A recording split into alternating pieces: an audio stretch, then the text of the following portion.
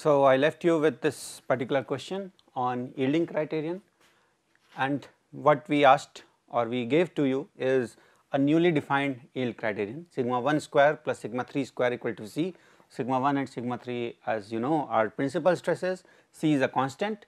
So, the question was assuming of course that it is valid, find C in terms of Y and K, that is yield strength and shear strength, and in the second part verify whether this criterion is valid at all or not. So, this is again, like I said earlier also, that it is not very difficult and it is a straightforward question. What you need to do is, if you want to find C in terms of Y, you have to assume tensile condition or tensile test, assuming that you are doing a tensile test on the material, and you know the yield strength of the material as Y.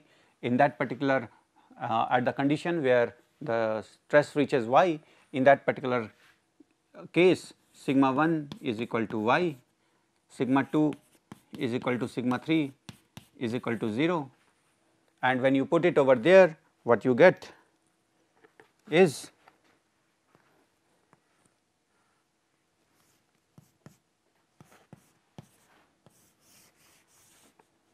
C equal to Y square.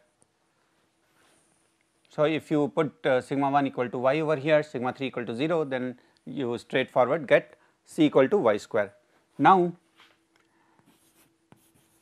let us assume that you are doing the shear test, and again you know the shear strength of the material, which is K.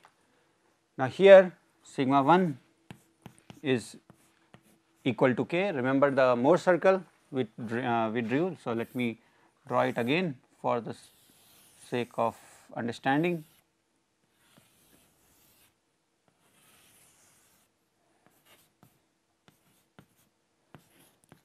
So, this element, let us say, has started to yield under shear stress. So, this is your K plus K, this is minus K, and since K is the radius, so sigma 1 is also equal to K, sigma 3 is equal to minus K, and this is what we are doing over here. We are just putting sigma 1 equal to K, sigma 3 equal to minus K. So, this is equal to K square plus K square equal to C. So, it is equal to C is equal to 2 K square.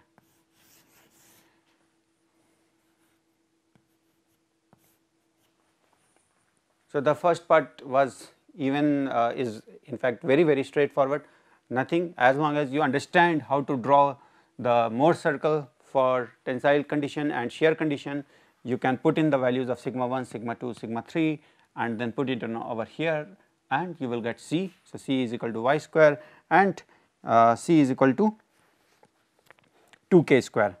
Now, if you put them together, what you will get is also a relation between Y square and Y and K. So, let us put it like this, since both of them are C, which is the same value, we can say Y square is equal to 2 K square or Y is equal to root 2 K. So, this is again giving us a relation between Y and K. So, that takes care of the first part of the problem. Now, comes the second part, which is a little bit more involved, but still very straightforward. You have to verify the validity of the criterion. You remember the one of the assumptions when we talk about the yield criterion is that the mean stresses should not influence yielding, which means if I take the mean stresses, let us say I take some sigma 1 and in a condition where sigma 2 and sigma 3 are just 0 to begin with, let us say this is one particular condition to begin with, here the mean stresses would be equal to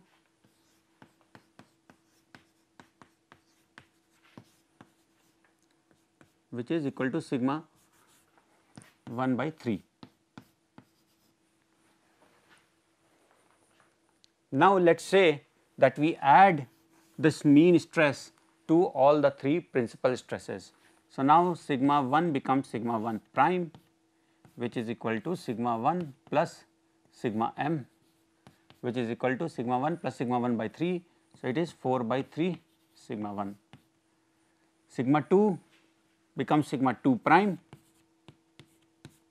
which is sigma 2 plus sigma m, which is sigma 1 by 3, because initially sigma 2 is 0. Similarly, sigma 3 prime is equal to sigma 3 plus sigma m, which is equal to sigma 1 by 3. So, what we have done is we took the initial condition like this and we have added hydrostatic stress or mean stress to each of the components, and we from that we are able to now get new principal stresses, or in effect we have just moved the circle by the side. Now, if the criterion is valid, then if we apply the yielding criterion on this and the yielding criterion on this particular circle, which are of the same size, we should get same value of C, because either way, if the yielding has taken place, C should be less than that. If yielding has not taken place, then C should be the value of this sigma 1 square plus sigma 3 square should be less than a critical value, and if the yielding has taken place, sigma 1 square plus sigma 3 square should be higher than this critical value C, and if it is just at the yielding, then it should come out to equal to C in both the cases. So, now let us look at this particular condition. Over here we have already seen that C is equal to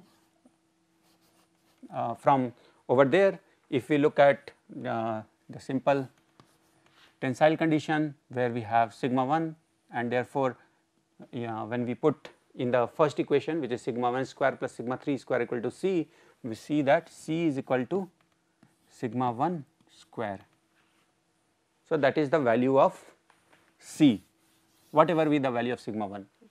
Most likely we will put y over here, but I am not even trying to put the value over here, we are just saying some value sigma 1. Now, we will do the same thing over here. Now, here we have sigma 1 square, this is sigma 3 square. So, this becomes 16 by 9 sigma 1 plus 1 by 9 sigma 1 equal to C. So, C has now become 17 by 9 sigma 1 is equal to C. So, now what do we see? That when you apply the same yield criterion before applying the mean stress and after applying the mean stress, you get different value of C.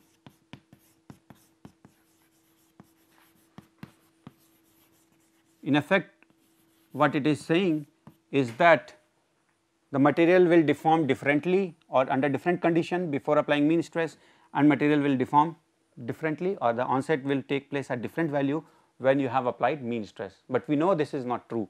We know that mean stresses do not influence yielding. Therefore, this criterion is not valid.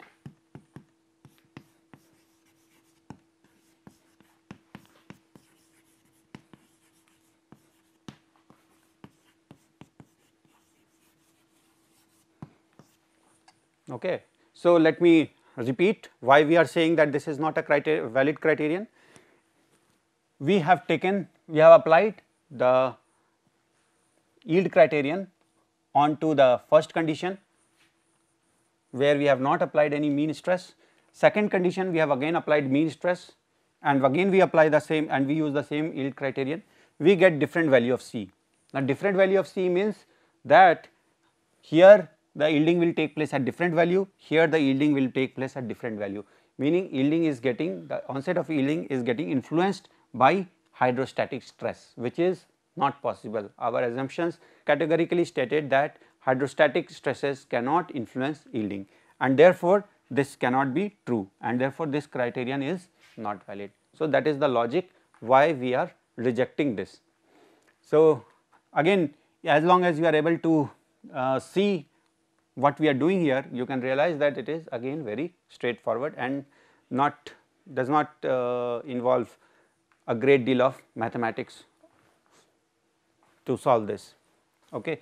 So, now we have dealt in this and up to good extent in the different kinds of yielding criterion, and we are now in a position to say, no matter what is the axial, what kind of multi-axial stresses are being applied, whether the material will yield or not. But that is as a mathematician or as a person dealing with mechanics of materials, I am still not happy. We need something more. What is that we need more? We want to be able to use or extract one parameter to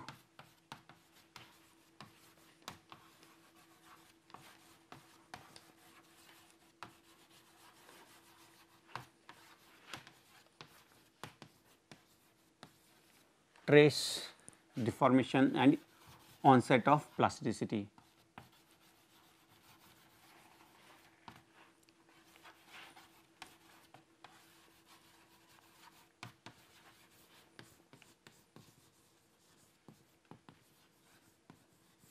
So, this is what we want further. We have solved good amount of problem to certain extent. We are now in a position to not get bogged down by too many terms in stresses. We can still deal with it by just one value, as long as that the value of that criterion defined by that criterion C reaches a value, or when the criterion reaches that critical value C, we can say plasticity has taken place or has onset. But we also want to be able to extract or represent the whole stresses in one term, and that is called effective stress. So, this is our next goal. We want to be able to define or be able to represent all the various terms in the stress tensor by some singular quantity called effective stress. Now, let me define what exactly is effective stress. It is a single parameter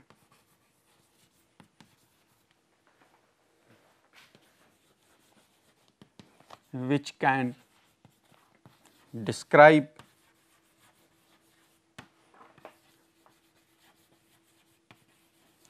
combined effect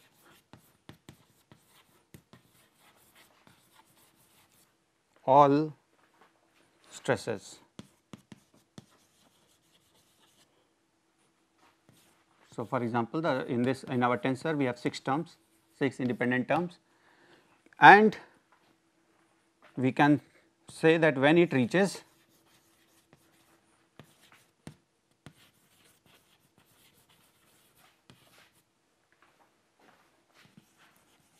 a critical value,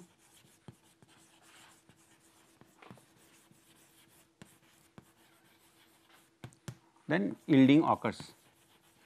Okay, so what we are saying is that if you have stress tensor given by this, again you remember sigma xx, sigma xy, sigma xz, sigma yx, sigma yy, yz, sigma zx, sigma zy and sigma zz. So, this is yz. Now, this has 9 terms, out of which 6 are independent. What we want is that to be able to represent the different terms or the combined effect of these terms by one single parameter, and this is what we want to represent as sigma effective. So, we want to get this value sigma effective, so that we do not have to deal with so many different terms. Okay. So far what we were doing was just to find out the onset of yielding. Now, we have expanded our horizon. Now, what we want to say, whatever behavior, whether it is onset of yielding or not onset of yielding, everything we should be able to define with this one single term, and that is what we are calling as effective stress sigma bar. Now, here one thing gives us a hint on how to get this value, and it is this: when it reaches a critical value, yielding occurs. Now, that sounds familiar. We just did something similar to that. We were able to get a yield criterion, and based on that we said that when equation that or that when formula reaches a critical value, then yielding takes place. So, our relation for sigma effective lies in that definition of the yielding criterion. We will see how in a moment. So, now let us say again we are assuming that the material follows Tresca criterion. Okay, so, we have to make an assumption. You remember I said that when we are talking about elasticity, then we have a very perfect relation. Hooke's law defines the behavior very perfectly, but when we are in the plastic regime, we do not have exact relation, we have approximate relations, and these criterions are part of that. So, we have to assume or have an understanding from somewhere else what particular criterion the material follows, and in this particular case let us say the material is following Tresca criterion, and we know from our just in the previous lecture we saw that this Tresca criterion defines the yielding condition to be like this. So, now you see these are stress terms. So, this C value is also nothing but has a unit of stress, and therefore, we can say we can define sigma effective as sigma 1 minus sigma 3. So, now instead of this being a critical value, we are saying just find out whatever the value is, and that is the effective effect of all the different stresses. And in this particular case we have already said that it is only the difference between the two which makes a difference which influences the plastic behavior. So, this can also now which has a unit of stresses can also be this term sigma 1 minus sigma 3 can also be defined as the effective stress. So, this is a definition in when we are assuming the material follows Tresca criterion. Similarly, if we say that the material follows von Mises and over there we had that long relation, we can now with a little bit of manipulation we can say that this so that the units have on the RHS also have the units of stress, we can put it in this form and also put some factors. This factor you would see has a interesting position here.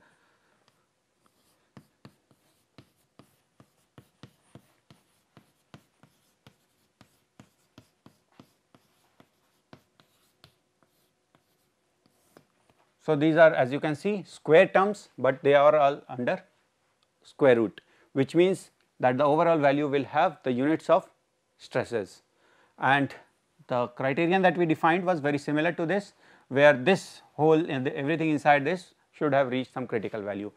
Now, instead of talking about that one just critical value where yielding occurs, we are saying what happens before that, after that, can we use this as effective stress to define the overall behavior, and that is what we have done. So, instead of saying a particular C value right now, we are saying that this is representing the effective stress. So, this is our effective stress. Now, over here let us say we have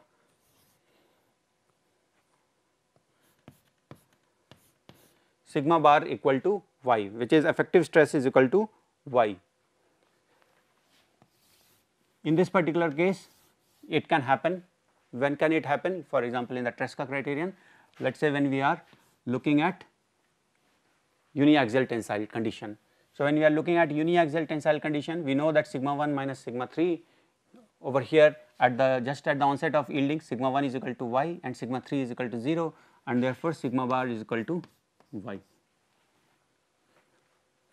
Now, similarly here we are if we are talking about uniaxial tensile condition, sigma 1 is again y, sigma 2 and 3 are 0, and therefore, it becomes 2 sigma 1 square. So, 2 by 2 and it becomes a square root under sigma, and therefore, it again becomes sigma bar equal to y. So, in both of these we see that it does indeed follow the uniaxial tensile condition, and that is one reason why this factor 1 by 2 was put over here. So, this allows us, or this has allowed us, so that that the sigma bar is similar to our sigma true stress. So, sigma true and sigma bar are synonymous at this point. Now let us talk about shear stress condition or shearing. So basically we are talking about shear test. So in the shear test, sigma 1 is equal to k and sigma 3 is equal to minus k, and therefore this becomes sigma bar is equal to 2k. So in this particular case, sigma bar is equal to 2k. Now similarly, if you put the shear test condition over here, we have sigma 1 equal to plus k, sigma 3 equal to minus k, and sigma 2 equal to 0, and what you will see is that sigma bar comes out to be root 3 k. So this is just for your information that these are the values that you will get when you use Tresca or assume Tresca criterion condition and when you use von Mises condition. But the important thing is that we are in a position to define effective stress, of course assuming a particular kind of criterion, von Mises or Tresca, or you may even have your own yield criterion. So based on that you can define a effective stress. Now if we have effective stress, then we also want to have effective strain, right. If you have effective stress and effective strain, then things will become so much easier. Now instead of dealing with multi-axial stress, multi-axial strain, we will be it will all boil down to just two numbers, effective stress and effective strain, and you will be able to define the whole deformation geometry or the deformation condition by just these two numbers. So that brings us to the next term, which is effective strain.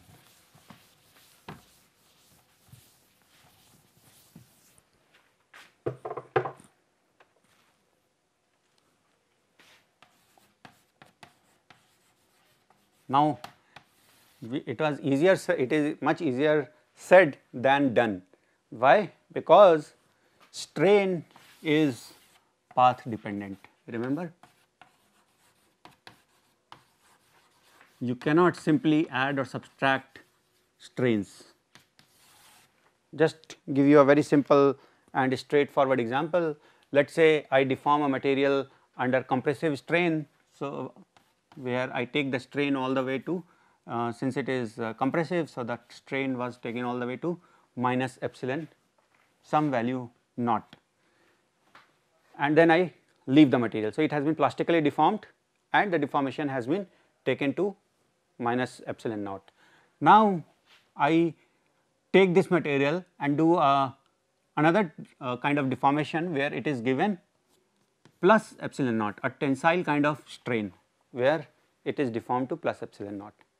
If you were to vectorially or even scalarly add these two quantities, what you will get is that the total strain is 0. But is it really 0? If you do two deformation, then the total strain, does it come back to 0?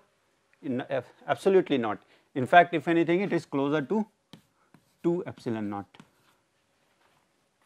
So our strains, that is why we say, are path dependent, and our aim to get a effective strain is not so straightforward, or at least we have to make some more assumptions. So what are those assumptions? First of all, what we will need to do is we will have to use incremental strain.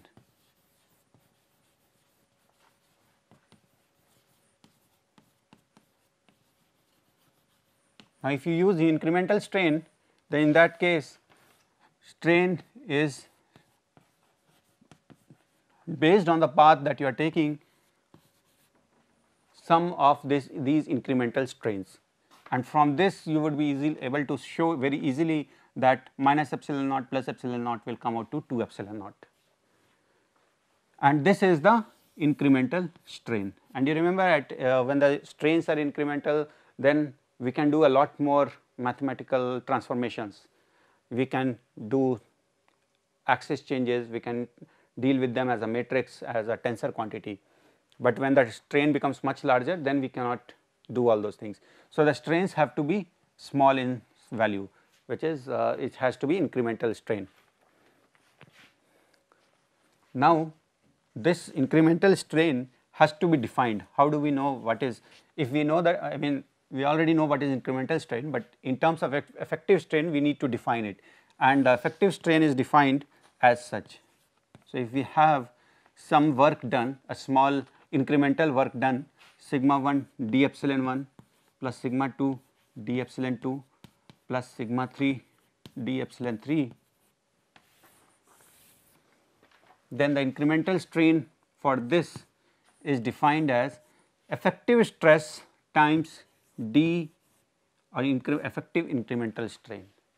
Now, this is the definition of our effective incremental strain. So, that is one step. Now, we are in a position to define what is the effective strain, particularly in terms of incremental strain. Now, the next step is to find out in terms of the total strains. Now, here again we will have to make some assumption, and one important assumption here is that, let us say we are, the strains, the material is being deformed in such a way that epsilon 1, epsilon 2, epsilon 3, which are the principal strains, or to be more precise d epsilon 1, d epsilon 2 and d epsilon 3 remain proportional, meaning one does not increase disproportionately compared to other. Whatever strain is being given, if it is, let us say 1:4:1, it remains 1:4:1 throughout. Now, when you integrate it, then the integration will also remain in that order. So, it will remain 1:4:1, and taking that into account, one can write that, okay, one step I missed over here. So, here it has been shown that if your d epsilon bar is your incremental strain, then incremental strain can be given as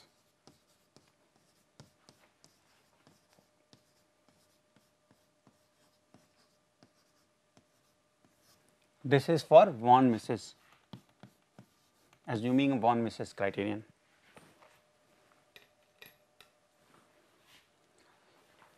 So, now this is your, the way you have defined, this is the way we obtain, or this is the equation for effective strain, the incremental effective strain.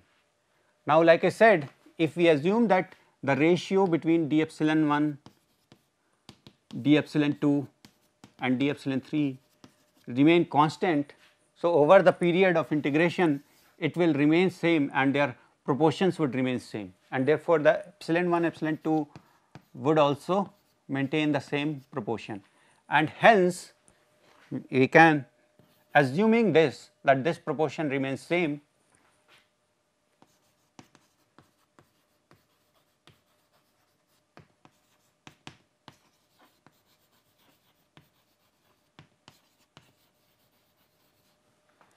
we can have effective strain, total effective strain defined as 2/3 epsilon 1 square plus epsilon 2 square plus epsilon 3 square. So, under certain condition we are now able to get also a relation for effective strain. So, we have now effective stress and effective strain. We will deal with these two a little bit more, and we will see the significance and relation with our very old friend uniaxial stress condition or tensile stress strain curve in the next class. But for the time being, just go through the equation. We have not defined or derived anything. You just need to see the form of this, just try to play around a little bit to see what are the different values over here. So, we have this, so we will leave you with this thought, and you can think about it, try to solve some problems based on this, and we will relate this, like I said, with the uniaxial stress strain plot in the next class. Thank you.